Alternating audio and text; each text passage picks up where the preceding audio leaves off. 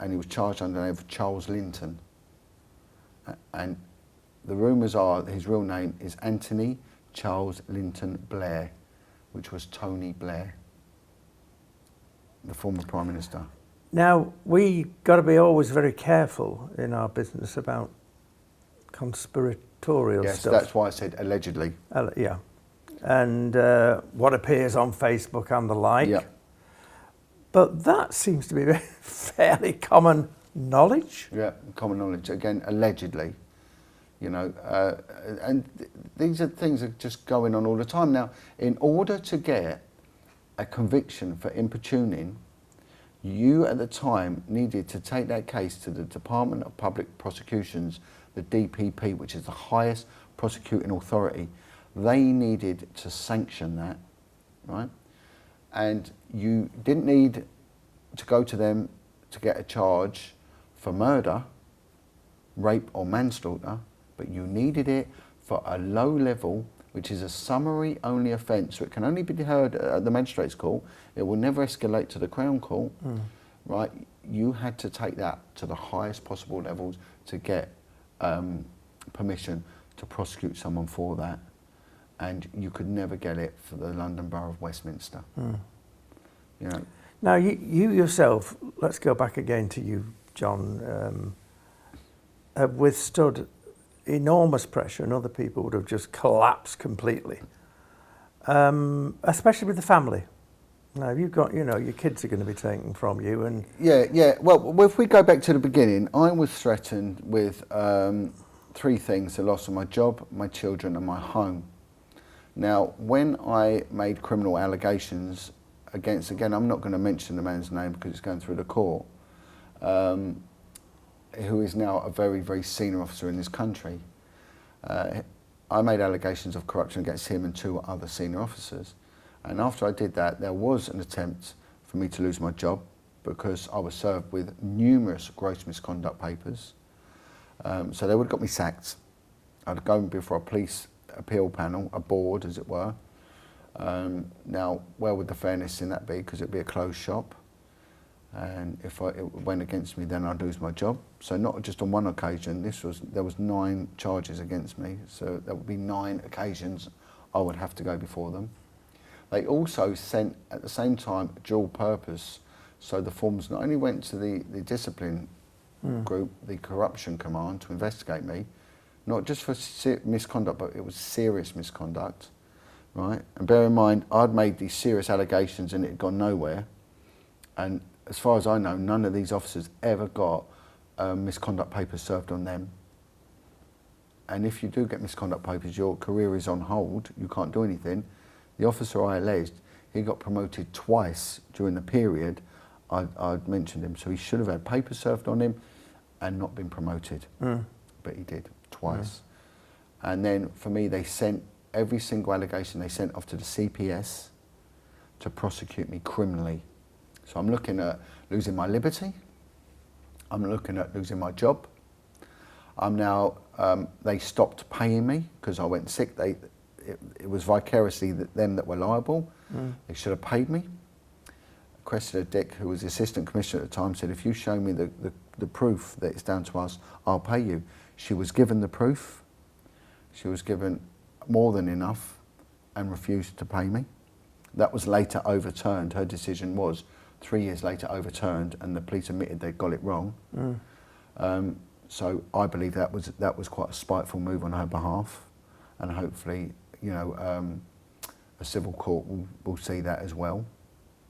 And so they stopped paying me. So then I can't pay my mortgage. So the bank actually sent representatives round to my home twice to repossess my home. I had no income. They were refusing to pension me off. I couldn't leave the job because I'd had, every time one investigation against me was finished, they started another one. And then they would go back to the old allegation and start that again. So they did that a few times. Once it'd been resolved, and then they went back and did it again. So I then couldn't even resign and get employment anywhere to pay my mortgage. This is how spiteful they are. And during this time, of course, one of your lads had an accident. Yeah, this is what I'm coming to. So I'm now looking at the two threats against me. My loss of my home, that was very real. The loss of my job was very real, plus the loss of my liberty. Now my children. One of my sons, he was the victim of an horrendous, life-changing and catastrophic accident in which his spinal column was severed by 95%. He lay dying in the hospital for many months. I had to sleep in my car because I had no money to get myself any accommodation. The hospital accommodated me for 3 nights, that's all they were allowed. I couldn't even pay for the parking at the hospital. So what I did was I became a blood donor, and then I got a blood donor's badge, and the blood donation place in the hospital allowed me to park in there. Right. That's so I could just park. I then slept in my car, and I used hospital facilities to wash and everything else, you know. And one of my colleagues went to my senior officer, my commanding officer, because at the same time I was at hospital with my son, they then tried to drag me back to work and then started unsatisfactory performance, which would have got me sacked, you know, and then I'd lose my pension. And so, but I'm by my dying son's bed. Now I got a call by the hospital one night. I'd gone home. I'd got a call from the hospital early hours in the morning, please come back. So I went back to hospital. The consultants were there. They said, your son has died. And my world sort of collapsed at that point. And they said, however, we have got a heartbeat, a very faint heartbeat back. They've had 5 consultants working on him. He was dead for 7.5 minutes. We cannot see him recovering from it. And would I agree to his life support being shut down after 5 days, because they cannot continue to ventilate his lungs because they will rip them apart and he'll die anyway. And I'm a pragmatic man, and I said, yes, I will sign it. So I've now signed so anyone who's ever been in that situation understands how painful it is. So I'm seeing one of my little angels dying, and I'm signing his life away. I sat by his side for 3 days. A colleague of mine went to my commanding officer and explained this situation, everything in its entirety, and that I'm struggling with everything, and I've got my 16-year-old boy home and everything else. So the Metropolitan Police, their response, sanctioned from Cressida Dick, the Commissioner, was not to help me, not to praise me for exposing this criminality, not to realise the good that I've done. They decided then, and I'll speak to the camera on this one, they decided then, right, to have me accused of child abandonment and sent 2 detectives round to my house to arrest me for child neglect and abandonment. So I've come home from being with my dying son. He did wake up on the 3rd day, only to be met by 2 detectives. This was your 16-year-old home alone. Yeah, home alone, who was home alone with my 27-year-old. So there you go. And the detective actually was the senior one, who was a sergeant, was a nice guy, and he turned around to me and said, we've been lied to and you have been stitched up. And he told me, they've accused you of child neglect, John. The Met Police then lied. They turned around and said it was a welfare check. We were checking on John's welfare. I mean, they are just liars. They are incredulous liars. They have no compassion, and there is no empathy, nothing at all for you. So that point was a turning point. I, at that point, no longer feared them. They had pushed me too far. I'd gone beyond the point of actually having any respect for them. And I refused to listen to anything they said after that point, because it was just a lie. It was a lie after a lie. Them? I would say, I'm blaming myself. I'm blaming Cressida Dick, because she is vicariously liable for all her officers' actions. I wrote to her. Many people wrote to her. The UK column, which was run by Brian Gerrish, had a letter writing campaign, and they wrote and they told Cressida Dick exactly what the situation was. So they can't claim that they didn't know. The head of the Catholic Church was informed, Vincent Nichols. The Home Secretary was informed. The policing minister for crime was informed. Everyone was informed. Again, they chose to do nothing. So I fully understand anyone who stands against this system and then turns around and said that it is evil and it will crush them, because it will.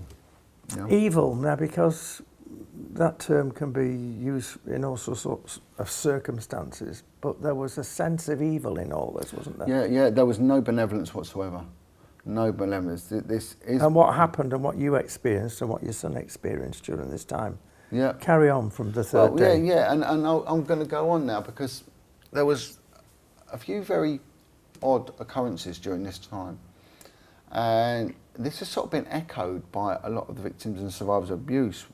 The ones that are claiming satanic abuse have come forward and said. Now, the day before my son died, I went into the hospital to see him, and he was allowed to take his pipe out of his mouth for 10 minutes a day.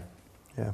And it's just so it can allow his throat to heal and prevents infections, and just to get him speaking again, because the larynx and everything just stops working. So I went to see him, and he's got a very rough voice at this point. And as I went near to him, he said, "Dad, go away now." I said, "Are you all right, son?" He went, you can't come no nearer." And I went, "Why?" He said, "Do you not see them?" And I said, "See who?" And he said, "There's like witches all on the ceiling. They're hanging around like bats, and they are vile. They're saying horrible things about you. And they're saying that we hate him for what he does, and they're spitting and everything else is being thrown at you." And I said, "Right." I said to her, "Is he okay?" She said, "Well, it's really strange, because he is okay. His urine's okay, because they gauge their health by the cloudiness of their urine. He's on limited medication, so it's not delirium." And she said, "He's been saying some things to me as well, and about my family and that, and he's very correct. I don't know where he's getting this from." And he was saying things about, you know, my mother and my situation at home, and he's been really accurate. And it wasn't the medicine? No. It wasn't the painkillers? Delirium, nothing, because they do suffer delirium. And he just said to me, "It's women shouting at you, Dad. They hate you, they're like witches." And of course the next day he died, you know. It was really strange. And then a little while before that, I had a victim and survivor of horrendous abuse, a very, very committed Christian, and it was a case that I'd investigated. A lovely, lovely woman, very good woman, you know, and a very clean woman. You know, she didn't lie, she didn't swear, she was just good mother, and a strong character. And she rang me up one day, and she said, "John, do you believe in the Jezebel spirit?" I said, "I actually have no idea what you're on about." And she said, "It is the demonic spirit of the feminine, the women." And she said, "I keep getting this image coming to me all the time, John. And the message is that they hate you for what you do, because you are standing up for children, and that is the mother's job, and you're doing it. So it's the demonic women that have let their children get hurt or whatever, or deliberately hurt their children." And subsequently, I've heard it from a few more people, you know. But it was so strange that this was going on. And anyone who commits an act against a child of that magnitude, that's evil. There's no two ways about it. There's no grey area here. There's no sitting on the fence here. It's evil. And this journey has brought me to the point where I respect Jesus Christ fully, 100%. I'm a Catholic. I wouldn't say I've let my religion slide. I become quite religious when my children were young, because I think they need spiritual substance. But more recently, I've been going to church a lot, and I've got a good, strong priest.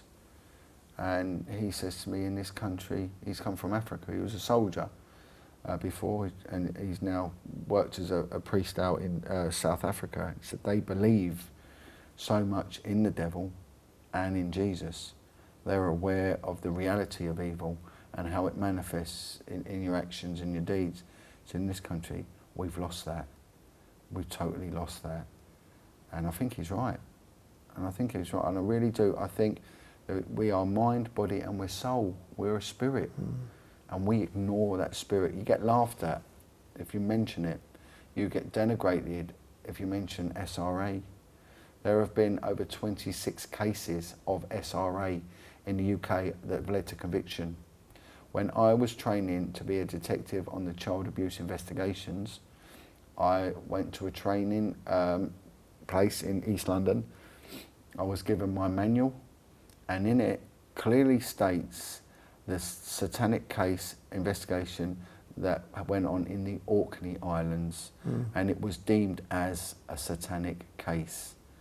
I dealt with numerous cases when I worked in the rough areas of London. I worked in areas where there was a lot of immigrants. I worked with cases involving a Jamaican form of voodoo called Obia, which had a satanic and a child abusive element to it, and kids were sexually abused in these ceremonies. I dealt with cases from the Congolese community, where again these things occurred, very similar things occurred with the children. I never dealt with a sort of white European satanic thing. I worked with a fellow that worked in Carmarthen, Dividend Powers Police, and he had investigated a big case in Carmarthenshire which resulted in conviction, and he would tell me about the witches' covens and the Satanist groups, and there was a prevalence of them in that part of the world. But more so since I've left the police, I have been approached by victims of and survivors of satanic worship, and they're all very consistent in what they say. This weekend, Sadiq Khan, of course, is going to lead the LGBT procession. We have been tied up recently, and perhaps no bad thing, with plastic infesting the oceans. Have we lost it in that we're missing the whole... I mean, I wouldn't say that any of my investigations or experiences sort of gravitated towards gay or lesbians attacking kids because that's what they were, or Muslims attacking kids because that's what they are. It was consistent. The abuse that I investigate was consistent. Everyone from every class structure was involved. But you've got to look at where, not by just people's actions, but their inactions. Why is Sadiq Khan not supporting survivors, the victims and survivors of child abuse? Why is he not supporting police whistleblowers who are uncovering child prostitution? And other people, not just Sadiq Khan, of course. Yeah, yeah. I mean, is the whole of the establishment riddled? Well, they're just refusing to accept this is going on. They're just not acknowledging it at all. There is no recognition. No one's coming to us. I mean, the mainstream media, they stay away from me. Are they afraid of being... I mean, newspapers at the moment are fighting for existence, let's be honest. Yeah, I mean, dare they not move against the establishment? I've sat down with reporters from a lot of the major newspapers. I've had someone from the Daily Mail tell me how one prominent member of Parliament who has been accused, he's dead now, and he's been accused of abusing young boys, and his family have sort of always stood against him, saying that never happened, that's a witch hunt. And this fella from the Daily Mail said, we've known for 10 years we tried to get something on him.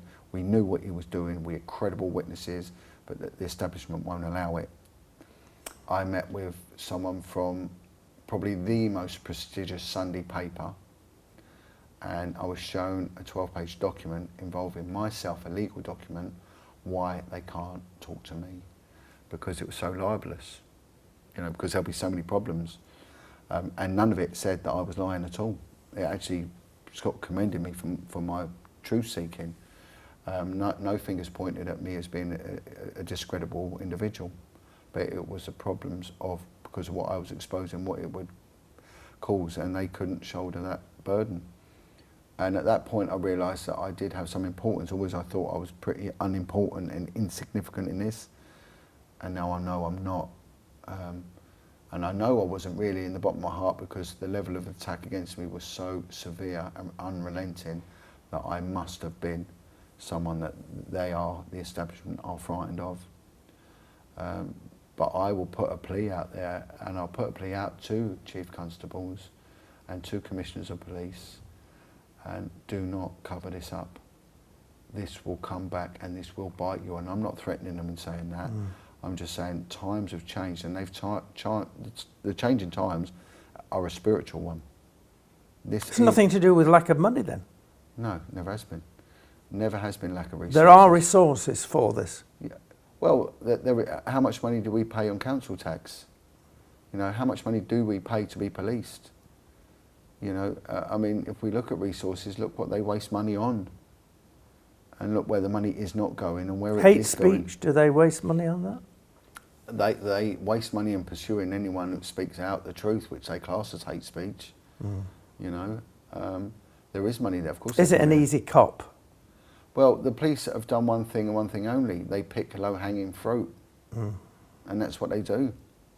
They pick low-hanging fruit. They will attack the accuser, you know, not the accused.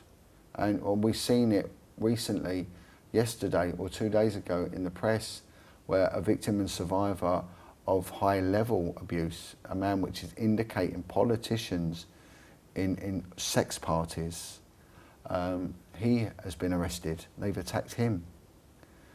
There was another guy called Chris Fay who had exposed what had gone on in Elm Guest House, and Panorama deliberately had a witch hunt against him. And so instead of treating him as the font of knowledge and as a brave whistleblower, they decided to denigrate the man and bring him down. And we are seeing this all the time. And on a bigger level, victims and survivors of abuse tend to end up with dysfunctional living. As we mentioned, they tend to end up gravitating towards things that will soften the blow, and these are alcohol, this is analgesics like heroin and crack cocaine, and as a result they end up in criminality, and they end up shoplifting and minor things like that, which is classed as an act of dishonesty. In 2003, the government brought in the Bad Character Act, and it was allowed to bring in people's previous convictions at the beginning of or during a trial. So if someone is alleging that they've been abused, maybe by a politician or someone in prominent society who is a respected member, right? And this person is then attacked for being a liar. And they're a liar by the law because they're dishonest, because they've committed acts of dishonesty. So when you've got that burden of proof, they've lost before they've started. And an example of this, again, I wish to corroborate everything I say, I don't, you know, and I like to think I'm not just making sweeping allegations, that Jimmy Savile, how many people came forward about Jimmy Savile? Thousands. And they were silenced. They were silenced by police officers, you know, in Lincolnshire, in Yorkshire, in Surrey. Surrey was the main one. Surrey's being looked at now, the police in Surrey, for covering this up, you know, deliberately covering this up. Again, that would have been sanctioned by the Chief Constable of Surrey. Why are these chief officers not held accountable? If your company defrauds someone, it's you that ends up in court for vicarious liability, you, not lower down. They did it under your watch, it's your responsibility. Yeah. So what was once incredulous is now accepted, that people like Jimmy Savile, Rolf Harris, and the first thing they do is rubbish them, denigrate them. But again, we're seeing it when they're late in their years or they're dead. And a journalist said, innocent until proven dead. And there must be so many investigations that are deliberately frustrated because the people are still living. And like a very, very brave man called Bill Maloney, who's probably the UK's biggest anti-child abuse activist and a good friend of mine, he's turned around and said that paedophilia has and always will govern global politics. And, but we'll never know. It's so covert in its nature, so covert. We've had some guy that was high up, I forget his name, high up in MI6 before he died, made a dying declaration that he was part of the sanctioning behind the death of Lady Diana because she knew too much about the royal family and their actions. You know, so that's not a conspiracy. Again, 88% of the American population, when polled, said they do not believe the official narrative of John F. Kennedy's death. They believe it was nefarious, his death, and not as the narrative states. So these things are coming out. They're coming out all the time. They are leaking. They are treating us as fools, and we're standing together now. We are, and we are getting together, and I would say to all victims and survivors, come forward and stand up. I would say to police whistleblowers, come forward and stand up. NHS whistleblowers, doctors, solicitors, barristers, if you know of these cover-ups, stand up. Because I really feel that this is crumbling now. And what are you protecting? You're protecting people that are torturing, raping, you know, and sodomizing young children, destroying their souls, you know, and not only destroying their souls, 2 more generations they're going to destroy. And it is just a cancer in our society. And why on earth would anyone want to protect this? Why? It's not a clean thing. I was told by someone that, again, anecdotal, this is anecdotal, that the reason the British government did not intervene in Zimbabwe was because Robert Mugabe said to the British government, I know what you lot do, with a reference towards abusing children. You know, again, it's only what I've heard, you know. If that's the truth, then that does tie in with a lot of what I've been told and what I know to date. And I definitely know that the police were covering up, because what was said to me, again, was that we are screwed. Well, we're screwed basically, past, present, future, if this ever gets out. You've got no idea who or what you're dealing with. You know, and I can only take that as this is very, very high up. No. John, thank you so much. That's quite all right. It's a pleasure. Absolute pleasure.